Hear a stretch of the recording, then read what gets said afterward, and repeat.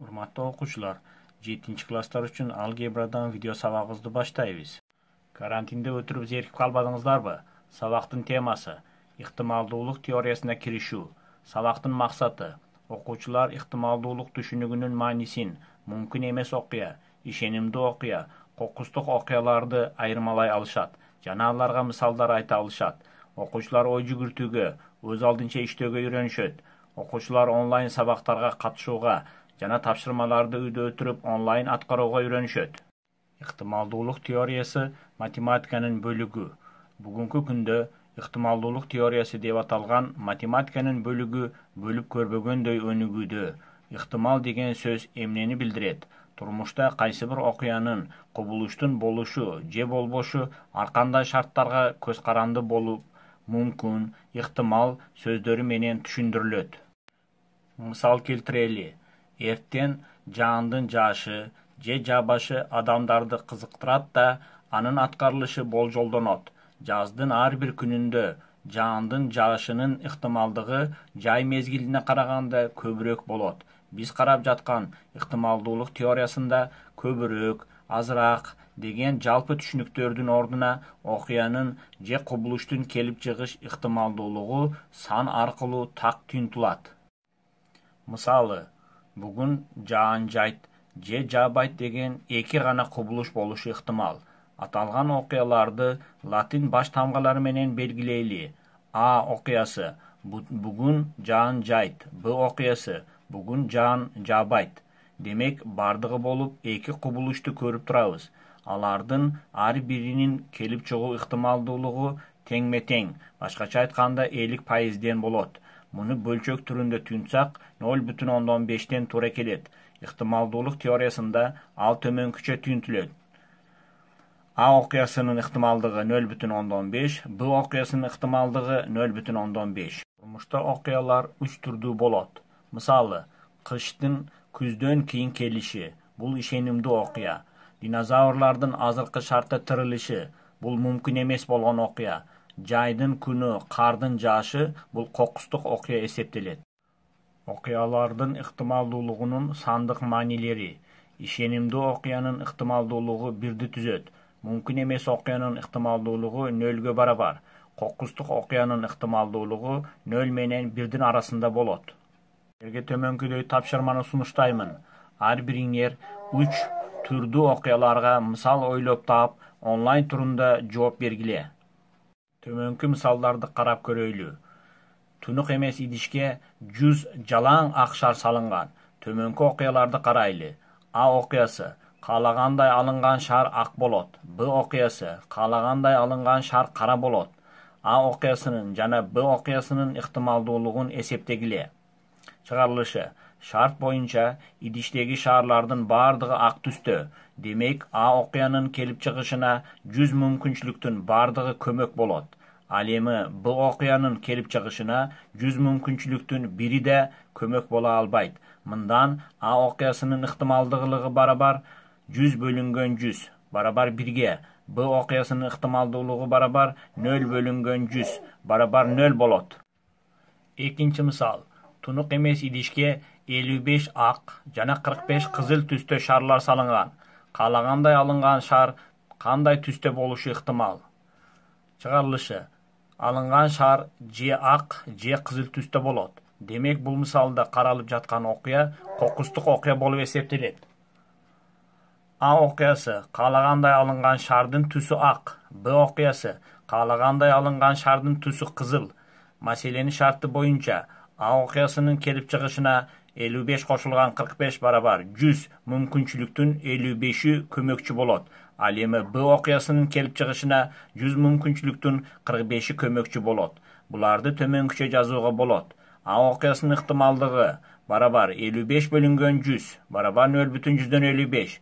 Б окуясынын ыктымалдыгы 45 бөлүнгөн 100 барабар 0,145. Ыктымалдуулуктун аныктамасын киргизебиз. А окуясынын ыктымалдуулугу деп, анын келип чыгышына көмөкчү окуялардын санынын бардык мүмкүн болгон окуялардын жалпы санына болгон катышын айтабыз. А окуясынын ыктымалдуулугу барабар М бөлүнгөн N сыяктуу катышта деп формула жазсак болот. Мында Эм көмөкчү окуялардын саны, ал эми N мүмкүн болгон окуялардын жалпы саны. Бул аныктамадан төмөнкү натыйжалар келип чыгат. Эгерде А окуясы ишенимдүү окуя болсо, анын ыктымалдуулугу 1-ге барабар. Анткени бул учурда M менен N барабар болот. Экинчи, эгерде Б окуясы мүмкүн эмес окуя болсо, анда анын ыктымалдуулугу 0-ге барабар болот. Анткени бул учурда N барабар 0 болот. Үчүнчү, эгер С окуясы кокустук окуя болсо, анын ыктымалдуулугу 0 менен 1-дин арасында болот. Ошентип, өтүлгөн окуу материалын жалпылайбыз. Окуялардын ыктымалдуулуктарынын эсептөөнүн жалпы ыраты. Биринчи, окуяларды латин баш тамгалары менен белгилейбиз. Экинчи, мүмкүн болгон окуялардын жалпы санын N тамгасы менен белгилеп аныктайбыз. Үчүнчү, көмөкчү окуялардын санын M деп белгилеп, анын санын аныктайбыз. Төртүнчү, M бөлүнгөн N катышын эсептейбиз. Бешинчи, P A барабар M бөлүнгөн N формасында жазабыз. Алтынчы, окуянын түрүн аныктайбыз. Сабакты бышыктоо үчүн төмөнкү маселелерди иштейбиз. Үчүнчү маселе. Мергенчи 100 жолку атууда 92-син бутага тийгизет. Мергенчинин бутага тийгизиш ыктымалдуулугун эсепте.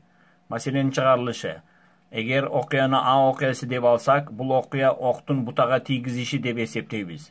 Экинчи, мүмкүн болгон окуялардын жалпы саны бул учурда N барабар 100-ге барабар болот. Үчүнчү, көмөкчү окуялардын саны N барабар 92 болот. Төртүнчү, N бөлүнгөн N катышы болсо, 92 бөлүнгөн 100 барабар 0,192 болот.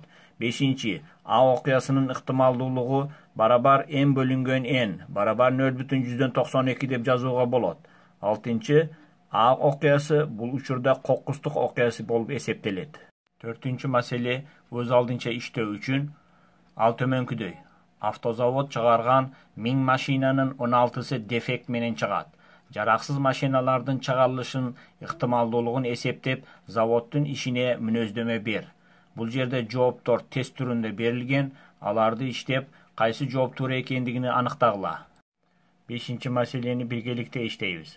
Кайсы бир шаарда жылдын 1-чи кварталында балдардын төрөлүшү мындайча жыйынтыктарды берди. Январда 145 эркек, 135 кыз, февралда 142 эркек, 136 кыз, мартта 152 эркек, 140 кыз. Эркек балдардын төрөлүшүнүн ыктымалдуулугу кандай? Бул маселени чыгарууга аракеттенип көрөйлү. Каны бул учурда Б окуясы деп эркек балдардын төрөлүшү деп алсак болот. Анда мүмкүн болгон окуялардын жалпы саны 145 кошулган 135 кошулган 142 кошулган 136 кошулган 152 кошулган 140 барабар 850 болот. Көмөкчү окуялардын саны болсо, жалаң эркек балдардын санына барабар болот. Ал 439 болот. Анда N бөлүнгөн N катышыбыз 439-ду 850-ге болгон катышы барабар 0,1000-516. Анда Б окуясынын ыктымалдуулугу 0,1000-516 болот. Бул жерде Б окуясы кокустук окуясы десек болот. Үйгө тапшырма. Китебиңиздерден 6-чы маселе. Биринчи аткыч 100-нөн 80-ин, ал эми экинчиси 100-нөн 70-ин бутага тийгизет. Эгерде эки аткыч тең бутага бир мезгилде атса, анда бутага тийгизүүнүн ыктымалдуулугун тап. Кошумча маселе катары. Китеп 200 беттен турат. Болжол ачылган бет 5 саны менен аякталарын ыктымалдуулугу кандай болот? Ошону менен сабагыбызды жыйынтыктайбыз. Тема боюнча алган билимиңиздерди дептерлерге жазып, берилген тапшырмаларды убагында аткарып, тапшырмалардын аткарылышын онлайн түрүндө менин жеке WhatsApp номериме аркылуу жөнөтсөңүздөр болот. Ошондой кылып кайтарым байланыш жасайбыз. Окуучулар, коронавирус оорусуна байланыштуу карантин убагында өтүлүүчү онлайн сабактарга активдүү катышкыла. Берилген тапшырмаларды аткарууда өздүк гигиенанын эрежелерин сактагыла. Колдонулуучу окуу куралдары таза болсун. Ручка, телефондорду антисептикалык каражаттар менен тазалап колдонгула. Ошону менен сабагыбыз бүттү. Келерки сабакка чейин саламатта болгула. Эми Санжар менен Нуржандан коронавирустан коргонуу боюнча кеңеш сурайбыз. Ой, салам Нуржан. Салам, Санжар. Ой, карачы, достор отурат. Салам, достор. Кандайсыңар? Достор, биз силерге азыр Нуржан экөөбүз коронавирустан кантип сактаныш керектигин айтып беребиз, Ооба, достор, колубузду ар дайым самындап жууп турушубуз керек. Ооба, экинчиден, жуулбаган колубузду оозубузга же көзүбүзгө сала бербеш керек. Ооба, достор, дагы эл көп чогулган жерге барарда сөзсүз түрдө маска тагынышыбыз керек. Ооба, Нуржан туура айтып жатат, достор. Анан дагы жаныңарда дайыма нымдалган жүз арчы болуш керек. Же болбосо колду дезинфекциялап туруучу каражат болуш керек, Ооба, достор, дагы чүчкүргөндө же болбосо жөтөлгөндө сөзсүз түрдө оозубузду жана мурдубузду бет арчы менен тосуп, андан кийин гана чүчкүрүп жөтөлөбүз. Ооба, ал колдонулган жүз арчыны кечке эле колдонуп жүрө бербестен дароо ыргытып жибериш керек. Туура айтасың, Санжар. Дагы достор, биз ысык сууну көбүрөөк ичип турушубуз керек. Ооба, достор, бул эрежелерди сактагыла, Анда эмесе, кош кыла. Оорубагыла, достор. Кеттик.